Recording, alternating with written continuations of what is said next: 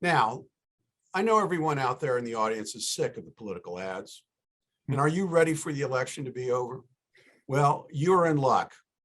Early voting started, well, it started actually today on the 27th. Cary, what's your prediction for, let's just talk in general about the governor's race as a start. Look, I predicted that Wes Moore and Aruna Miller would win the primary. I'm still with Wes and Aruna. The fact of the matter is people are tired of the shenanigans like we're seeing on the county council today or the planning board. We want accountability. We want transparency. We want elected leaderships that are going to respond to the public. And Aruna proved that in her years in the General Assembly. And I think that the fact that Wes chose Aruna speaks volumes. I said it before on this channel. He won when everybody was kind of laughing at me, but you know what? He came through, and I'm going to say it again. I think he's going to win. Dan Cox, unfortunately, pardon me, I think he's too polarizing. Well, let's hear from Laurie about Dan Cox. All right. Okay. You know, Laurie, Dan Cox was on the Larry O'Connor show this morning, and he spoke of returning power back to the parents in education, restoring faith in law enforcement. And these are themes you hear a lot about these days. Are they themes that will resonate with voters, given how controversial candidate Cox has become? Yeah, the media has been unfair to Dan Cox. They, at every turn, say what they can to sensationalize things. It's very unfortunate. Most voters know that crime is becoming a problem. I don't hear much from what Wes Moore is saying about that. Most parents saw how their child suffered during the pandemic. I don't hear Wes Moore coming up with some good alternatives to that. Most parents know that in low-income communities, they want a choice in their schools. Dan Cox is saying he wants choice as well, and he wants to help bring that to fruition. And I'm not hearing Wes Moore talk about that. We really need to listen about, well, who Dan Cox really is and what he really supports, not just what the media wants us to think. We've got to dive deeper before we cast our vote. Well, he's got an uphill climb, don't you think?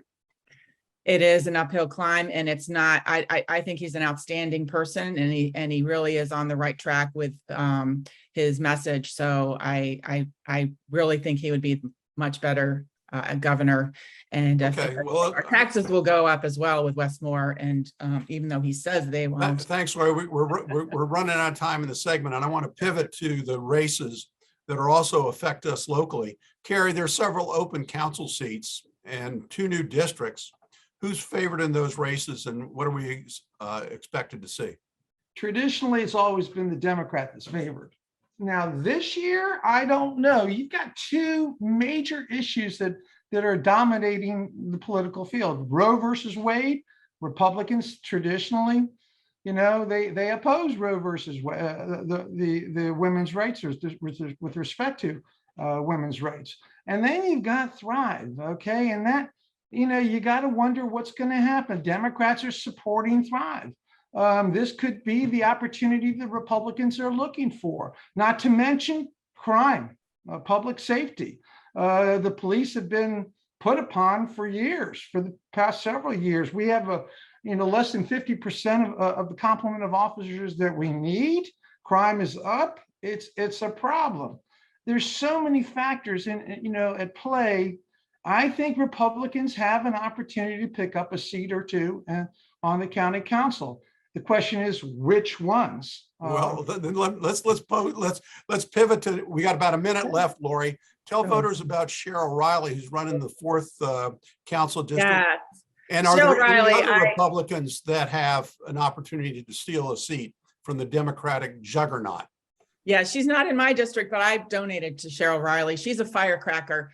She used to, she lived here and then moved away and then has come back and was just really disillusioned to the county. She's thought, this is not the county that I remembered growing up. So she's very upset with the anti-business, anti-American, anti-police, and pro-socialistic policies of Montgomery County. And she's one of those people and she moved back. Well, I'm not real sure maybe she'll move after. I don't know why she's. We only why got 30 she's seconds, back. Laurie. But I do think, anybody else? she's out there, get a message that people in her area, Silver Spring, Kensington area, have not heard people speak like her. So I hope she runs again if she doesn't make it this time, because she really has some wonderful messages that people need to hear in her area. Thanks, Laurie. I appreciate it. And Cary, I thank you. We're out of time. Otherwise, it'd be fun to get into the nitty gritty of the council elections. Maybe we'll save that for next week. Stay tuned for parting shots.